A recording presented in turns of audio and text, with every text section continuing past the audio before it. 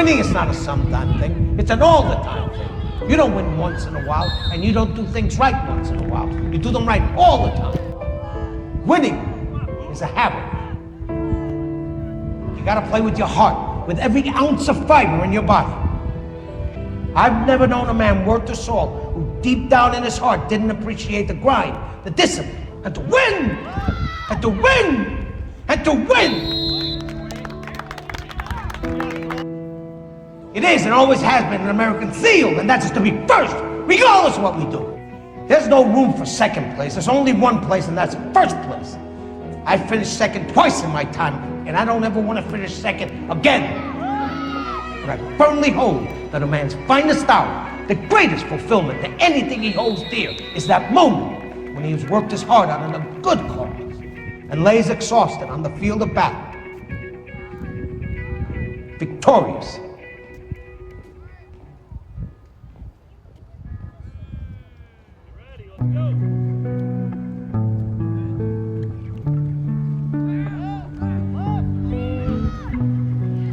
I don't know what to say, really. 3 minutes to the biggest battle of our professional lives. All comes down to today. Either we heal as a team, or we're gonna crumble. Inch by inch, play by play, till we're finished. We're in hell right now, gentlemen. Believe me. And we can stay here, get the shit kicked out of us, or we can fight our way back into the light. We can climb out of hell. 1 inch at a time. Now, I can't do it for you. I'm too old. I look around, I see these young faces, and I think, I made every wrong choice a middle-aged man can make. I pissed away all my money, believe it or not. I chased off anyone who's ever loved me. And lately, I can't even stand the face I see in the mirror. You know, when you get old in life, things get taken from you. I mean, that's part of life. But you only learn that when you start losing stuff. You find out life's this game of inches. So is football. Because in either game, life or football, the margin for error is so small. I mean, 1/2 a step too late or too early, and you don't quite make it. 1/2 second too slow, too fast, you don't quite catch it. The inches we need are everywhere around us. They're in every break of the game, every minute, every second. On this team, we fight for that inch. On this team, we tear ourselves and everyone else around us to pieces for that inch. We claw with our fingernails for that inch. Because we know when we add up all those inches, that's gonna make the fucking difference between winning and losing. Between living and dying. I'll tell you this, in any fight, it's the guy who's willing to die who's gonna win that inch. And I know if I'm gonna have any life anymore, it's because I'm still willing to fight and die for that inch. Because that's what living is. The 6 inches in front of your face. Now I can't make you do it. You gotta look at the guy next to you. Look into his eyes. Now I think you're gonna see a guy who will go that inch with you. You're gonna see a guy who will sacrifice himself for this team because he knows when it comes down to it, you're gonna do the same for him. That's a team, gentlemen. And either we heal now as a team, we will die as individuals.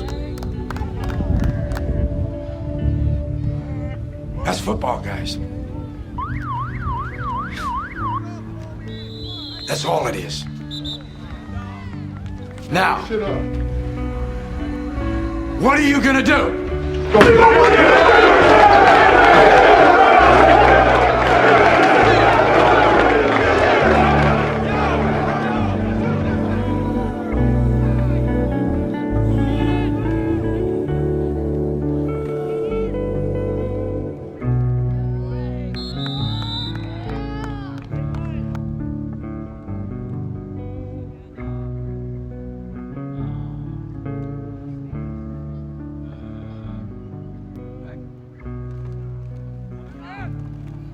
Push.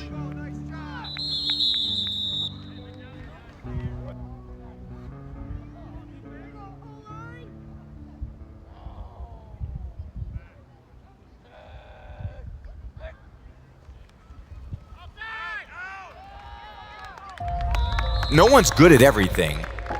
I mean, that's just not the way life works.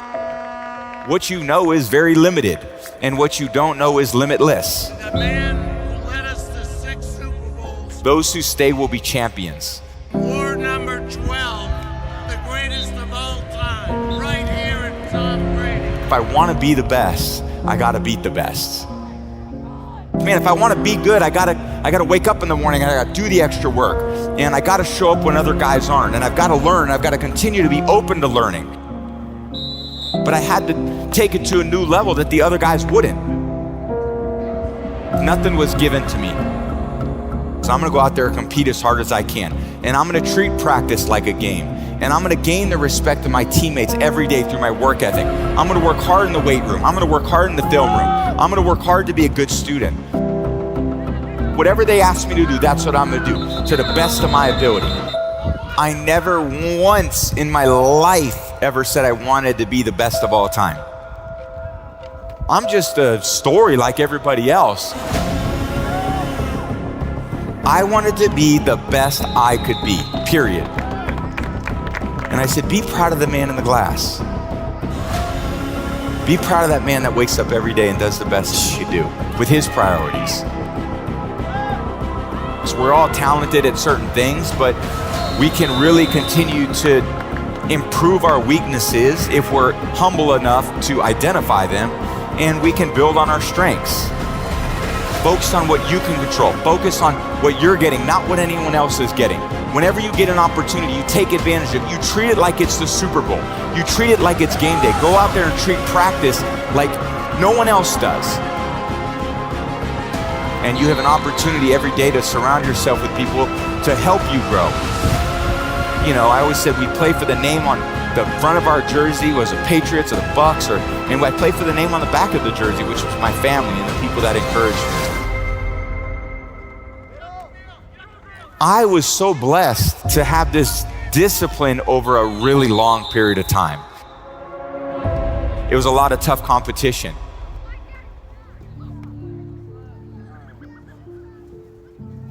But I was never, I would say, like a prodigy. You know, I wasn't like the kid where you see Tiger Woods swinging on the Johnny Carson show at 2 or 3 years old, and you know his swing looks as good as it did at 3 years old as it did, you know, as he grew older. Or you know, certain players that had this unbelievable prodigy aspect to themselves. I saw myself as someone who probably had some other traits that maybe were hard to identify, but that were really sustainable over time, which was, I would say, work ethic and discipline. There was this discipline that I had that even as 13, 14, 15 years old, where all these other boys were, I went to an all-boy school in the Bay Area, and I remember showing up my first day as freshman year. I didn't have much, you know, hair under my arms or anything like that. I was like, and these other kids came in shaving, and I'm like, what the hell is this? I didn't know how to put the pads on in my pants when I tried out for freshman football. I mean, I had never played until that point except in the street. So these kids came out there, they had, you know, helmets and shoulder pads that they had worn for 4 years. I went on the field and I was like, I'm gonna get killed out here, you know? And my freshman year, I didn't even play. I was the backup quarterback on a team that went 0-8. I couldn't get on the field, and we never won a game anyway. I mean, it's one thing to be the starting quarterback and to lose. If they don't even think you're good enough to be a starting quarterback on a team that's 0-8, you must really suck. So naturally, I was like, oh, cool, I'll continue to, work on my skill. A lot of it was even going into my second year in high school, there were workouts in the morning at 6 a.m. before school, and I was like, okay, I can get up at 6 a.m. and I can go do these rope drills where you'd run through the ropes. You see a lot of people do that. There were these hills that we would run up, and there was probably less than 10 people there, but I was probably one of the 3 that were there almost every single day to try to continue to push myself to grow in these maybe physical areas that I was really behind a lot of the other people at. And I went in there, competed really hard my 3rd year, and I lost the starting job to Brian Greasy. So I go into my 4th year, and I was like, now's my time. I worked hard to compete my first 3 years. Going into my 4th year, I got a great opportunity to play. And they recruited a kid named Drew Henson, and I was like, the competition's relentless. At first I was looking at the guys ahead of me, now I gotta be looking down at the guys behind me too. And going into my 4th year, my teammates named me team captain, and I won the starting job. We had a good year. We finished 10-3, beat everyone out, and then I showed up and Coach Carr says, well, you're gonna compete with Drew Henson to be the starter going into your 5th year. And I was like, you gotta be kidding me. You want me to compete? That's what we're gonna do.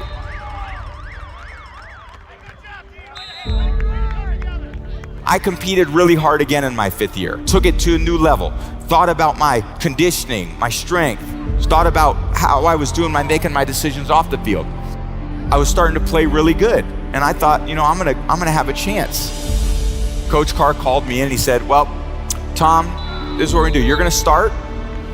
Drew, you're gonna play the 2nd quarter. And I'm gonna decide at halftime who plays the rest of the year. Coach Carr said, the platoon's off. Tom's playing the rest of the year. We didn't lose a game the rest of the season. It was a tough battle for me. It was a tough go. It was tough in high school. It was really tough in college. So of course now I'm going to the NFL draft. And I'm like, all these pro coaches must have seen how good I was. Man, I'm gonna be a 2nd round pick. Round 1, 2, and here we go. 6th round, pick 199. And I was like, all right, I'm gonna make all those other teams pay. Like I said, I wasn't the prodigy. I learned about work ethic. I learned about resilience. I learned about gaining the trust and the respect of my teammates and coaches to name me captain. I learned about how to dig deep within myself, a long way from home without a ton of support. I was so motivated to be the best I could be that I wasn't motivated to be the starter. I wasn't motivated to win the Super Bowl. I just was motivated to give my best, do the best with the opportunity I got, and to never let my teammates down. All those experiences that we think are the hardest things in our life end up being the best experience in our life, because if you approach it with humility and you look inward, they become the best opportunities for growth and learning. But most people could say, man, I want to exercise for one day. Or I want to be more hydrated for one day. Well, can you do it for a week? Well, that's more discipline, right? Can you do it for a month? That's more discipline. Can you do it for a year? That's even more discipline. How disciplined are you to maintain that routine over a period of time? And I think that will determine your level of success.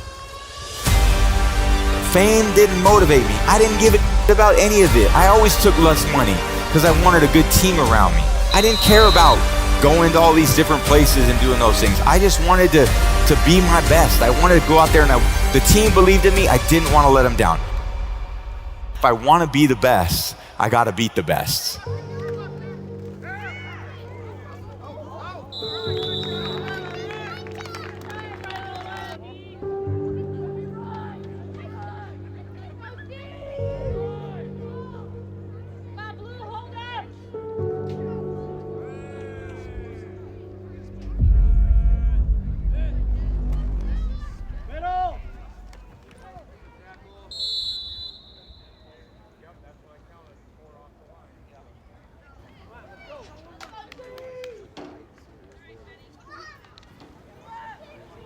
It's real simple. You got 2 more quarters and that's it. Now, most of you have been playing this game for 10 years.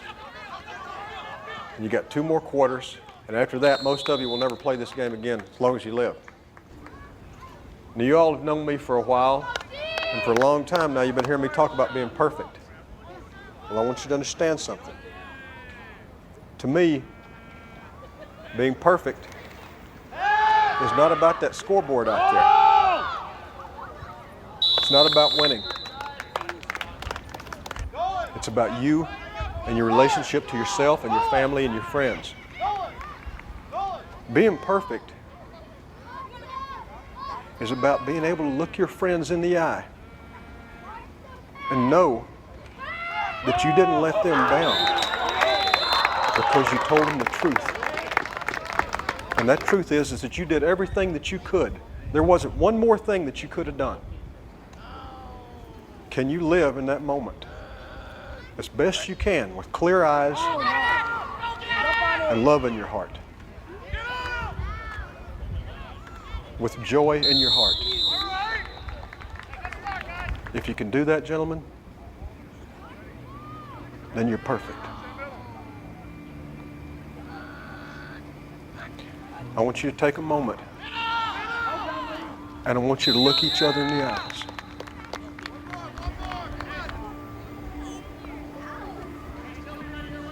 I want you to put each other in your hearts forever, because forever is about to happen here in just a few minutes. I want you to close your eyes